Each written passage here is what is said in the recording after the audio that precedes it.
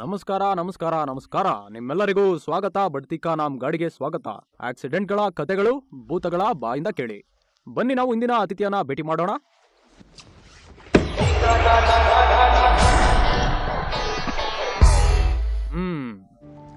ನಮ್ಮ ಇಂದಿನ ಅತಿಥಿಗಳ ಹೆಸರು ರಫ್ತಾರ್ ಸಿಂಗ್.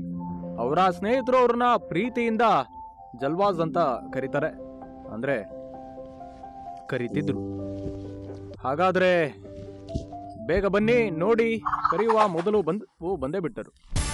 ಹಲೋ, ನನ್ನ ಹೆಸರು ರಫ್ತಾರ್ ಸಿಂಗ್. ಬನ್ನಿ ಇಂಟರ್ವ್ಯೂ ಅನ್ನ ಶುರು ಮಾಡೋಣ. ಮಾಡ್ತಾ ಇದೀವಿ ಸ್ವಲ್ಪ ನಿಧಾನವಾಗಿ. ನಮ್ಮ ಪ್ರೇಕ್ಷಕರಿಗೂ ಗೊತ್ತಾಗ್ಲಿ ನೀವು ಏನ್ ಹೇಳಲು ಬಯಸ್ತೀರಾ ಎಂದು. ಹಾಗಾದ್ರೆ ನೀವು ಯಾಕೆ ಇಷ್ಟು ಅವಸರದಲ್ಲಿ ಇದ್ದೀರಾ ಎಂದು ನಮ್ಮ ಪ್ರೇಕ್ಷಕರಿಗೆ ಸ್ವಲ್ಪ ಅರ್ಥ ಮಾಡಿಸ್ತೀರಾ? ಸಾರಿ ಸರ್, ವಾಸ್ತವವಾಗಿ ಇವತ್ತು ನಾನು ಸ್ವಲ್ಪ ನಿಧಾನವಾಗಿ ಇದ್ದೇನೆ.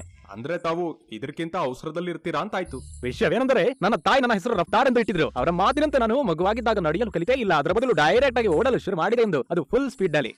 ವಾ ಎಂತ ಅದ್ಭುತ. ನೋಡ್ತಾ ಇದ್ದೀರಾ ನಾವು ಎಂತಹ ಅದ್ಭುತ ವ್ಯಕ್ತಿಗಳನ್ನ ನಿಮಗೆ ಭೇಟಿ ಮಾಡಿಸ್ತಾ ಇದೀವಿ ಅಂತ. ಸರಿ, ಹಾಗಾದ್ರೆ ನೀವು ನಡೆಯೋ ಮೊದಲು ಓಡಲು ಕಲಿತೀರಿ ಅಂತಾಯ್ತು. ಅದಾದ ನಂತರ ಸೈಕಲ್, ಮೋಟಾರ್ ಸೈಕಲ್ ಮತ್ತು ನನ್ನ ಪಜೆರೋ ಕೂಡ ಬಹಳ ವೇಗವಾಗಿ ಚಲಿಸುತ್ತೆ. ಎಲ್ಲರಿಗಿಂತ ಬೇಗ, ಎಲ್ಲರಿಗಿಂತ ಮೊದಲು. ಇದೇ ನನ್ನ ನಿಯಮವಾಗಿತ್ತು. ನನ್ನ ಸ್ನೇಹಿತರು ನನ್ನನ್ನ ಅವಸರಗೆಟ್ಟವನು ಎಂದು ಹೊಗಳುತ್ತಿದ್ರು. ಇದರಿಂದ ನಾನು ಇನ್ನೂ ಜಾಸ್ತಿ ಹರಡ್ತಿದ್ದೆ.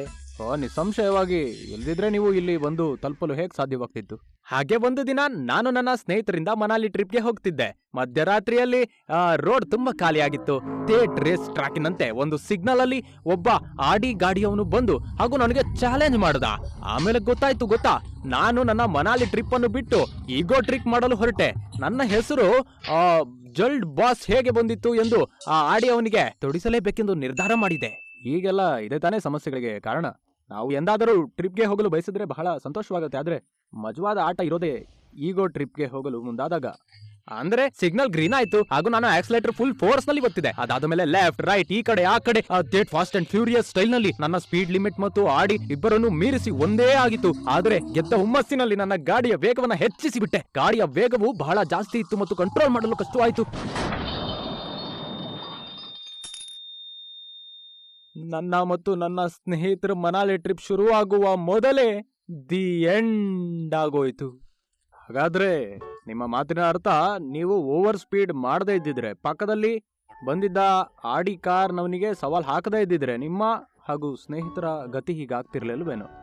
ಮತ್ತೆ ನೀವು ಮನಾಲಿಗೆ ಹೋಗಿ ಪ್ರಯಾಣ ಮುಗಿಸಿ ವಾಪಸ್ ಬಂದು ತಲುಪ್ತಿದ್ರಿ ಅಂತಾಯ್ತು. ನಮ್ಮ ಗಾಡಿಯ ವೇಗ ಜಾಸ್ತಿ ಆಗಿದ್ದಾಗ ಕಂಟ್ರೋಲ್ ಮಾಡಲು ಬಹಳ ಕಷ್ಟವಾಗತ್ತೆ. ಕಂಟ್ರೋಲ್ ಮಾಡದೆ ಹೋದಾಗ ಎಲ್ಲಾದ್ರೂ ಗುದುರಿಸೋ ಸಾಧ್ಯತೆ ಬಹಳ ಜಾಸ್ತಿ ಹಾಗೂ ಅದರಿಂದ ತಪ್ಪಿಸ್ಕೊಳ್ಳೋ ಸಾಧ್ಯತೆಗಳು, ಅಂದ್ರೆ say no to speed driving.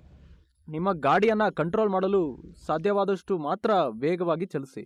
ನಿಮ್ಮ ಮಾತಿನಲ್ಲಿ ಅರ್ಥವಿದೆ, ಆದ್ರೆ ಕೆಲಸಕ್ಕೆ ಹೋಗೋ ಗಡಿಬಿಡಿಯಲ್ಲಿ ನಾವು ಲೇಟ್ ಆಗಲೂಬಹುದು ಅಲ್ವಾ?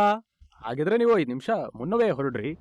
ಆದ್ರೆ ಇಲ್ಲ, ಹೊರಡೋದೇ ಬಹಳ ಲೇಟ್ ಆಗಿ ಹಾಗೂ ಇರುವ ಆಟವನ್ನೆಲ್ಲ ದಾರಿ ಉದ್ದಕ್ಕೆ ತೋರಿಸ್ತಾ ಹೋಗೋದು, ಎಡಗಡೆ ಬಡಗಡೆ.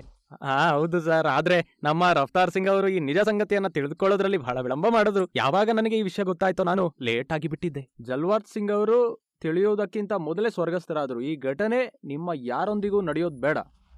ರಫ್ತಾರ್ ಸಿಂಗ್ ಅವರೇ, ನಿಮಗೆ ಬಹಳ ಬಹಳ ಧನ್ಯವಾದ. ನೀವು ನಮ್ಮ ಶೋಗೆ ಬಂದು ನಮ್ಮ ಪ್ರೇಕ್ಷಕರೊಂದಿಗೆ ಮಾತನಾಡಿದ್ದೀರಿ. ನಿಮ್ಮ ಓವರ್ ಸ್ಪೀಡಿಂಗ್ ಅನುಭವವನ್ನ ಅವರೊಂದಿಗೆ ಶೇರ್ ಮಾಡಿದ್ದೀರಿ. ಇಲ್ಲಿಗೆ ಬಂದು ತಲುಪಿದ ರೀತಿ ನಮ್ಮೆಲ್ಲರಿಗೂ ತಿಳಿಸಿದ್ದೀರಿ. ಅದಕ್ಕಾಗಿ ನಿಮಗೆ ಬಹಳ ಧನ್ಯವಾದ. Thank you very much. ಈಗ ನಾವು ಬಂಪರ್ ಸ್ಟಿಕ್ಕರ್ ಅನ್ನ ನೋಡೋ ಸಮಯ. ರೋಡ್ ಟ್ರಿಪ್ ಮತ್ತು ಈಗೋ ಟ್ರಿಪ್ ಅನ್ನ ಬೇರೆ ಬೇರೆಯಾಗಿ ಇಡಬೇಕು ಗೆಳೆಯ. ಹೈಟ್ ಸ್ಪೀಡ್ ಇದ್ದರೆ ಕಂಟ್ರೋಲ್ ಲೋ ಇರುತ್ತದೆ. ಗಾಡಿಯ ವೇಗ ಜಾಸ್ತಿ ಇದ್ದಾಗ ಆಕ್ಸಿಡೆಂಟ್ ನ ಪ್ರಭಾವವು ಭಾರಿ ಆಗುತ್ತದೆ. ಹಾಗಾದ್ರೆ ನಡೀರಿ, ನಮ್ಮ ಮುಂದಿನ ಎಪಿಸೋಡ್ ನಲ್ಲಿ ಭೇಟಿಯಾಗೋಣ ಒಂದು ಹೊಸ ಕಥೆಯೊಂದಿಗೆ, ಹೊಸ ಭೂತದೊಂದಿಗೆ. ಅಲ್ಲಿಯವರೆಗೂ ರೋಡಿನ ಮೇಲೆ ಎಂದಿಗೂ ಅವಸರದಲ್ಲಿರಬೇಡಿ, ಗೊತ್ತಾಯ್ತಾ? ನಮಸ್ಕಾರ.